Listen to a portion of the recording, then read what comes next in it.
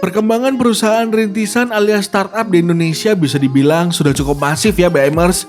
Dari yang skala kecil hingga besar.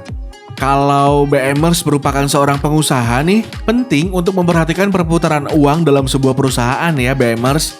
Hal itu diperlukan agar perusahaan dapat berjalan dengan baik dan lancar.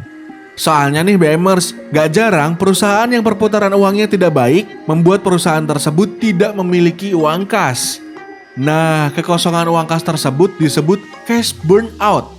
Umumnya nih BMers, cash burnout dialami oleh perusahaan startup yang mendapat dana dari venture capital.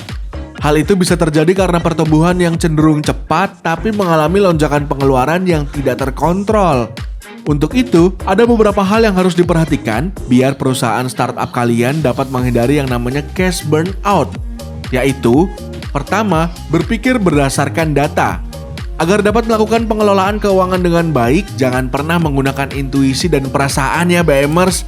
Karena kalau sudah berurusan dengan pengelolaan keuangan nih, kalian sebaiknya memutuskan berdasarkan data angka dan laporan keuangan yang konkret ya BMers. Kedua, pencatatan keuangan yang baik dan benar. Catatan laporan keuangan merupakan kewajiban yang harus dipenuhi bagi setiap perusahaan. Dengan adanya laporan tersebut, kalian bisa mengetahui nih berapa besar pendapatan dan juga beban pengeluaran yang ditanggung oleh perusahaan dalam jangka waktu tertentu BMers. Bahkan, dari laporan keuangan bisa juga diketahui soal laba dan rugi dari perusahaan kamu nih BMers. Ketiga, budgeting. Budgeting merupakan salah satu cara yang paling umum dilakukan agar pengeluaran dapat terkendali dan tidak membengkak ya BMers. Pengeluaran yang tidak terkendali biasanya berasal dari berbagai hal, seperti memperkerjakan karyawan baru, biaya pemasaran, ongkos produksi, dan yang lainnya. Kegiatan budgeting membuat kamu bisa memperkirakan nih berapa pengeluaran yang diperlukan BMers, dan juga analisa pendapatan hingga menganalisis kelayakan suatu project.